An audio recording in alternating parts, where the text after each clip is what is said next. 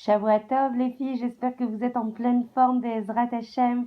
J'espère qu'on sera couvert de lumière et de brachot Be'ezrat Hashem cette semaine, de joie et de bonnes nouvelles pour tout le Ham Israël.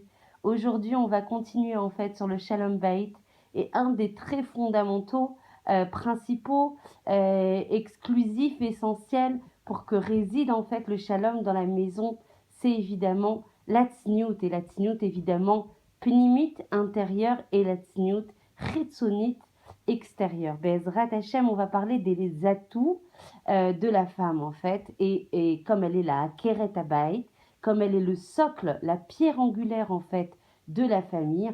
Donc on va parler à quel point ces atouts sont essentiels, sont fondamentaux, sont ikarim, sont essentiels. Donc en fait, on sait que le vêtement, il symbolise, il révèle le rang social en fait de la personne qu'il vêtit. Nachon qu'un roi ne peut pas se vêtir comme un paysan, et celui qui a des fonctions importantes va symboliser un rang social. Donc il doit faire attention, il doit veiller à ce que son apparence extérieure soit cohérente avec son rang social, et donc il doit veiller à ce que ça soit en parfaite harmonie avec sa position élevée. D'ailleurs, souvent quand on voit le levouche, donc le vêtement de quelqu'un qui le porte, on lui associe souvent une fonction, une profession. Et d'ailleurs, à Purim, on voit à quel point la magie des déguisements peut métamorphoser les personnages. Voici qu'apparaisse un soldat, voici qu'apparaisse une princesse, qu'apparaisse un bédouin, etc., etc. Donc un roi qui ne peut pas se vêtir comme un paysan, qui a des fonctions importantes, doit veiller à ce que ça soit en parfaite harmonie, que ça révèle sa position, sa fonction, l'importance de son rang. Donc, quant à la femme, si on fait évidemment le parallèle, parce que c'est ça qui nous sollicite aujourd'hui, étant le pilier de la maison, étant la Keret Habayit, elle détient les clés de hautes fonctions stratégiques dans la famille, et plusieurs d'ailleurs, ça vous le savez toutes, Nahon, on jongle entre plusieurs positions stratégiques dans la maison, et par conséquent, elle a l'obligation, pas on lui conseille, on lui prodigue un conseil, on lui recommande, elle a l'obligation de se parer avec noblesse.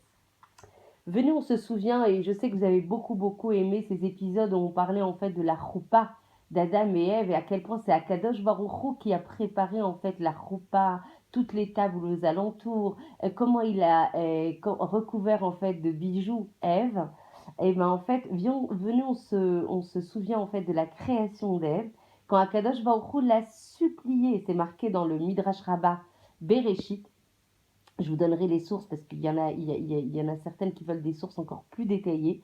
Donc c'est Midrash Rabbah Bereshit, le 18b, si vous voulez chercher.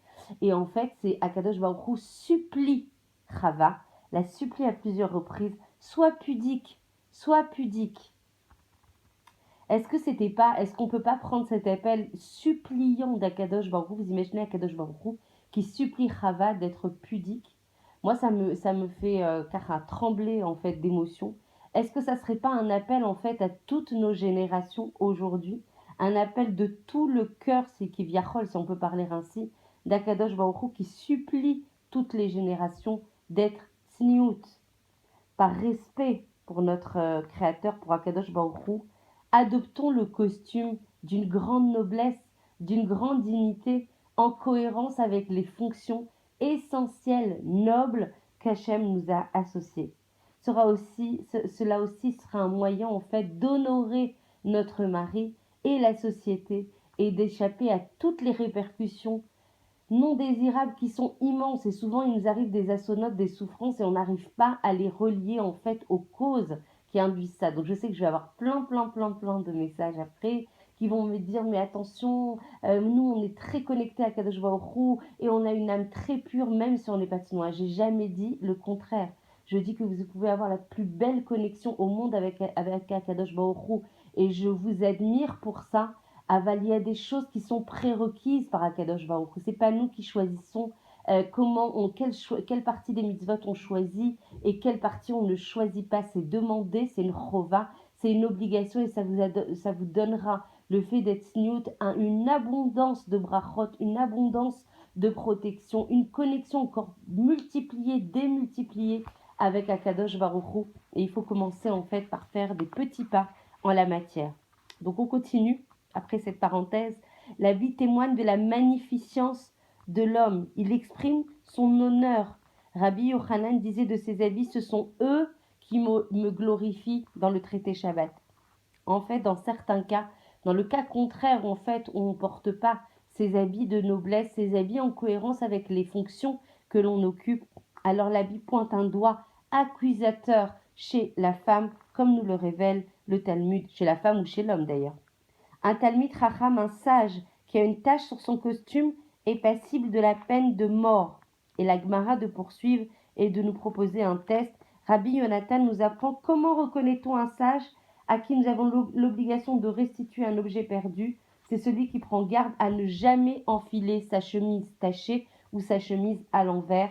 Il ne veut même pas qu'on voit les coutures intérieures de son costume. Tout ça est traité du traité Shabbat.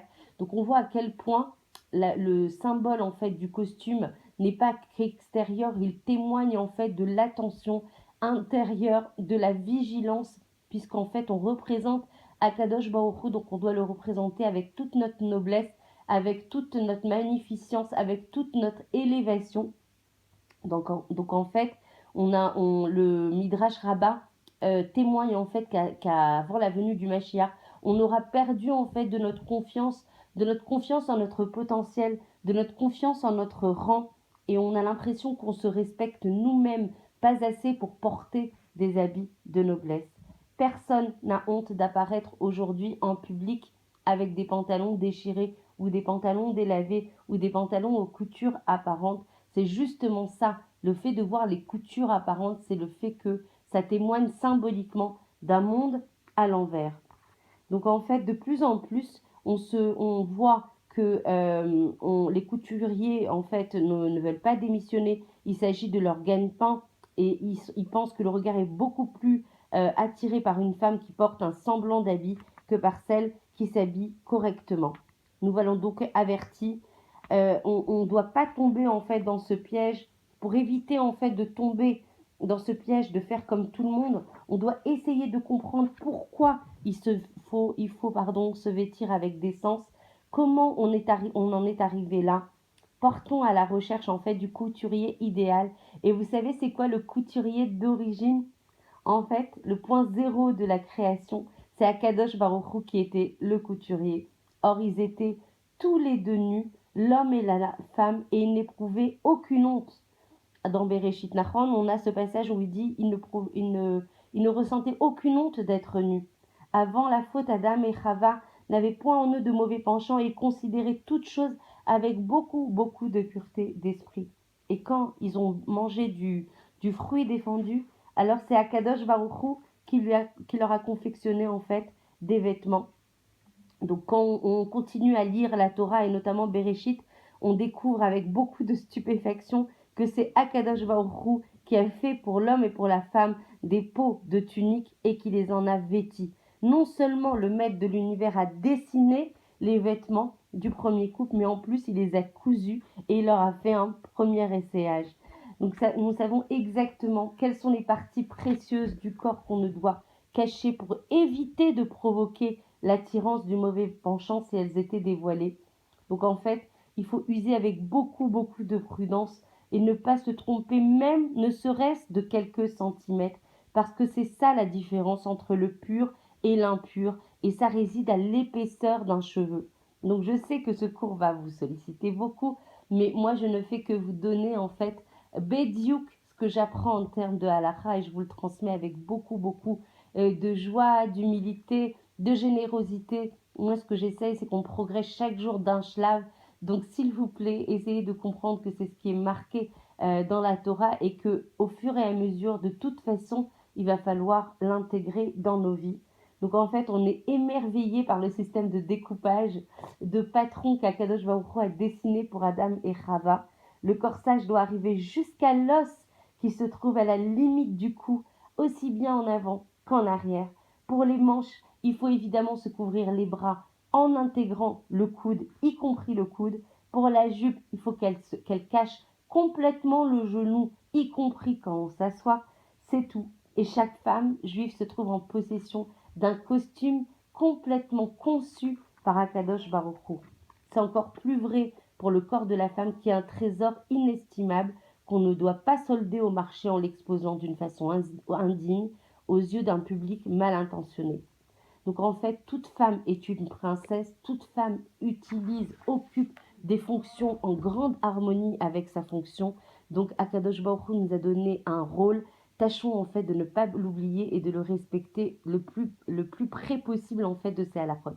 Je vous embrasse très fort, je vous souhaite une excellente journée.